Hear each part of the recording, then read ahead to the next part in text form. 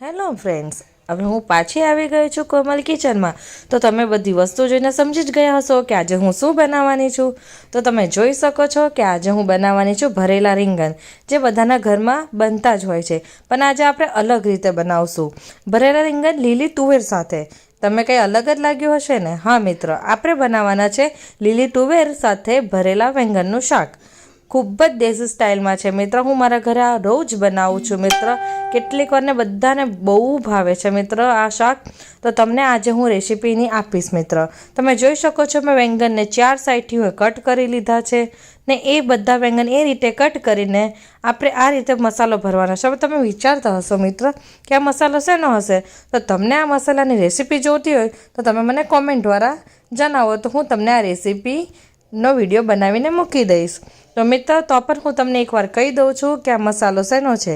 મિત્ર, આ મસાલો છે સૂખા જે આવે ને સિંગદાણા, એ થોડું બેસન અને મોરા ગાંઠિયા, એને બરાબર ક્રશ કરીને અને થોડું લીલું લસણ, કાદુ, લસણ, લીલા મરચાંની પેસ્ટ નાખી દેવી મિત્ર, અને માપ અનુસાર મીઠું અને 1 ચમચી જેટલું તેલ અને લાલ મરચું, સૂકું મરચું, ધાણા જીરું પાવડર અને હળદર પાવડર એટલું નાખીને બરાબર મિક્સ કરીને મિત્ર, મીઠું બી માપ અનુસાર નાખીને તો આ મસાલો બનાવી દેવાનો છે. અને બસ એ જ મસાલો આપણે જે આ રીંગણ કટ કર્યા છે એમાં ભરી દેવાનો છે. તમે જોઈ શકો છો મિત્ર, રીંગણ કેટલા પરફેક્ટ મેં કાપ્યા છે અને એ મસાલો કેટલો પરફેક્ટ રીતે હું 4 સાઈડથી ભરું છું મિત્ર.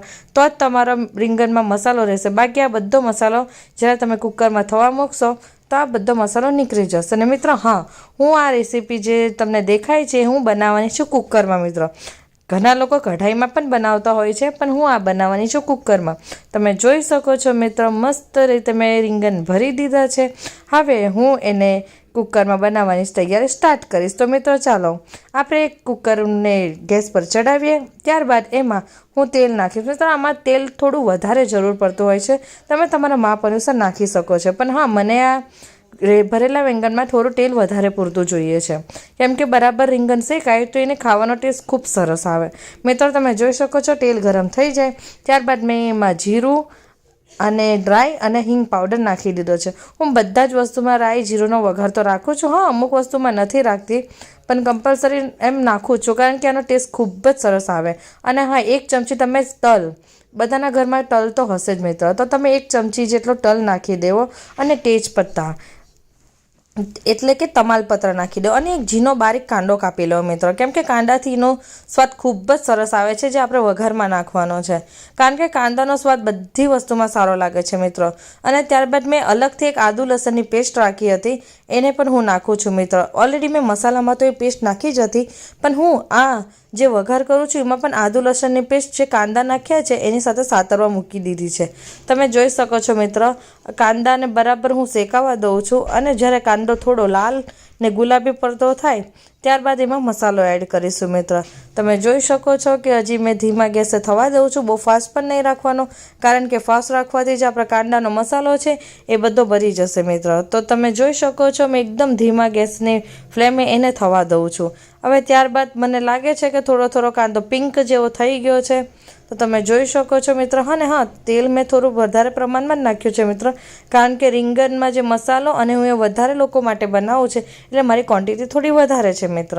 ત્યારબાદ કાંદા ગુલાબી લાલ થઈ ગયા ત્યારબાદ મેં એમાં જે ભરેલા વેંગણ છે એ નાખી દીધા છે. અને હા મિત્ર, જેને વેંગણ ન ભાવતા હોય એના માટે તમે એક બટાકું કટ કરીને પણ નાખી શકો છો, અને એનો ટેસ્ટ પણ ખૂબ સરસ આવશે મિત્ર. એમ નહીં કે બગડી જાય. તો હું એક બટાકું કટ કરીને નાખી દીધું છે, કારણ કે મારા ઘરમાં એક નાની છોકરી રહી છે જેને વેંગણ નથી ભાવતા પણ એની ગ્રેવી ભાવે છે, તો એટલા માટે મેં એક બટાકો કટ કરીને નાખી દીધો છે મિત્ર. તમે જોઈ શકો છો જે મસાલો હતો એ પણ નાખી દીધો છે, ને ભરેલા વેંગણ મેં પણ નાખી દીધો છે. અને જે મેં તેલ વધારે લીધું હતું એમાં મેં બરાબર એ રીંગણને મિક્સ કરી લીધું છે. તમને દેખાતું જ હશે મિત્ર કે મેં વેંગણ વધારે લીધા છે, કેમ કે અમારી ક્વોન્ટિટી વધારે છે. ત્યારબાદ જે મસાલો બચ્યો હતો મિત્ર એ પણ હું એ વેંગણની ઉપર જે આપણે બનાવવાના છે એની ઉપર જ નાખી દઈએ, કેમ કે એનાથી બી ખૂબ જ સરસ તમારી ગ્રેવી બનશે, ગાઠી ગ્રેવી બનશે અને રીંગણનો ટેસ્ટ ખૂબ જ સરસ આવશે મિત્ર. ઘણા લોકોને ભરેલા રીંગણ બહુ જ ભાવતા હોય, જેમ કે મારા ઘરમાં મારા મમ્મી પપ્પાને ભરેલા વેંગણ ખૂબ જ ભાવે છે.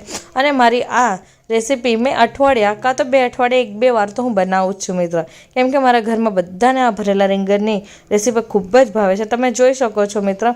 ત્યારબાદ મેં સૂકો મસાલો પણ ઉપરથી નાખું છું। તમે વિચારતા હશો કે મેં આપણે મસાલો તો નાખ્યો હતો, પણ હા મિત્ર, એમાં એ માપ અનુસાર રાખવાનો, થોડો ઉપર પર નાખવાનો, જેથી તમારો ટેસ્ટ ખૂબ જ સારો આવે। અને હા મિત્ર, મરચું હું મારા રીતે નાખું છું, કારણ કે અમે થોડું સ્પાઇસી ખાય છે, તો તમે તમારા માપ અનુસાર મસાલો નાખી શકો છો। અને હા મિત્ર, મેં કોઈ પણ જાતનો ગરમ મસાલો એડ નથી કર્યો, મેં બધું જે હળદર પાવડર, લાલ મરચું પાવડર અને ધાણા જીરું પાવડર એ જ નાખ્યો છું, કારણ કે ગરમ મસાલો બહુ સારો ન કહેવાય। તમે જોઈ શકો છો મેં બરાબર મસાલો નાખી દીધો છે અને એને બરાબર સાતરી લઉં છું, એને બરાબર બધું મિક્સ કરી દઉં છું મિત્ર। ત્યારબાદ એનો રંગ ખૂબ જ સરસ આવશે મિત્ર, તમે જોઈ શકો છો। અને હા મિત્ર, આમાં ટામેટું નાખવાનું નથી, હા જે લોકો નાખતા હોય નાખી શકે, પણ મારી રેસીપી છે જેમાં હું ટામેટું નથી નાખતી, કેમ કે મને ટામેટું આ ભરેલા રીંગણમાં નહીં સારું લાગે। તો તમે જોઈ શકો છો કે મેં એને 5 મિનિટ માટે એને કૂક થવા મૂકી દીધું છે। અને ત્યારબાદ મેં એને જોયું તો તમે જોઈ શકો છો એનો કલર થોડો મસ્ત આવી ગયો છે અને થોડું મસ્ત તેલ ઉપર આવી ગયું છે। હવે ત્યારબાદ મેં જે લીલી તુવેર હોય છે, જે મેં તમને કીધેલું મિત્ર, બસ એ હું નાખી દઈશ હવે એમાં।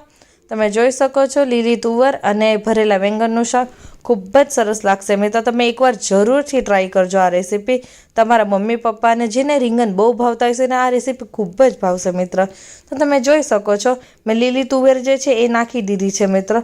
હું એ છેલ્લે એટલા માટે નાખી મિત્ર કે જે તેલ મેં લીધું હતું વધારે, એમાં રીંગણ બરાબર શેકાઈ જાય, એટલે મેં પછી ઉપરથી લાસ્ટમાં લીલી તુવેર નાખું છું મિત્ર। અને ત્યારબાદ માપ અનુસાર નમક નાખી દેવું, એટલે કે મીઠું નાખી દેવું, અને એને બરાબર મિક્સ કરીને તમે એને ધીમા ગેસ યા તો મીડિયમ ગેસે રાખવાનું મિત્ર, બહુ ધીમો પણ નહીં, બહુ ફાસ્ટ પણ નહીં, કારણ કે ફાસ્ટ રાખશું તો તમને ખબર જ છે કે બધું આપણું બળી જશે ને આખા વેંગણ જે હશે એ ચૂંટાઈ જશે। તો મિત્ર, આપણે બરાબર મિક્સ કરી લીધો છે દાણા, બટાકા અને વેંગણ, અને ત્યારબાદ આપણે થોડું બેસનનું પાણી લઈ લઈએ મિત્ર, એનાથી તમારી ગ્રેવી થોડી ઠીક, એટલે થોડી જાડી ગ્રેવી ને સારું લાગશે મિત્ર।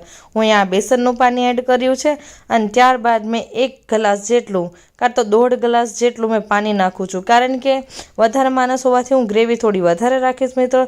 તો તમે તમારા માપ અનુસાર પાણી વેરી દેજો મિત્ર, કારણ કે આ રેસીપી ખૂબ જ સરસ લાગશે, તમે ઓછું પાણી વેરશો કાં તો વધારે વેરશો। હવે તમે જોઈ શકો છો હું થોડું વધારે, એટલે કે 2 ગ્લાસ કાં તો 1.5 ગ્લાસ જેટલું પાણી રેડું છું, અને એને બરાબર મિક્સ કરીને મિત્ર હું એને ધીમા ગેસે નહીં, પરંતુ મીડિયમ ગેસે એને હું મૂકી દઈશ, એટલે કે એની આપણે 4 થી 5 સીટી વગાડવાની છે મિત્ર।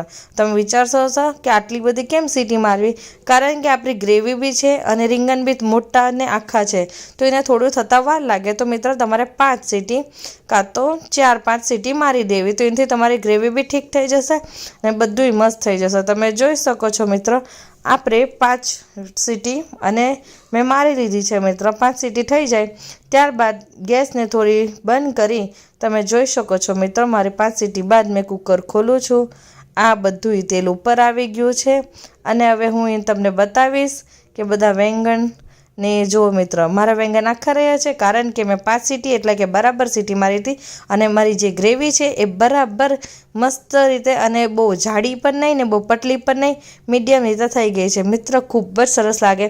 આ ભરેલા વેંગણ તમે જુવારના રોટલા કાં તો બાજરીના રોટલા કાં તો પીરી સાદી ખીચડી આવે દાળવાળી, એના સાથે ખાશો, ખૂબ જ સરસ લાગશે મિત્ર। તમે એકવાર જરૂરથી ટ્રાય કરજો ને તમારા મમ્મી પપ્પાને ખવડાવજો। ત્યારબાદ મેં એમાં ઉપરથી કોથમીર લીલી જે છે એને ઝીણી સમારીને નાખી દીધી છે, કેમ કે તમને તો ખબર છે કોથમીરનો સ્વાદ બહુ સરસ આવે, અને મને આદત છે બધી વસ્તુમાં કોથમીર મને જોઈએ જ છે, કેમ કે કોથમીરથી આપણી રેસીપી પણ ખૂબ દેખાય છે મિત્ર। તો મિત્રો મળશું બીજા વિડીયોમાં, ત્યાં સુધી બાય।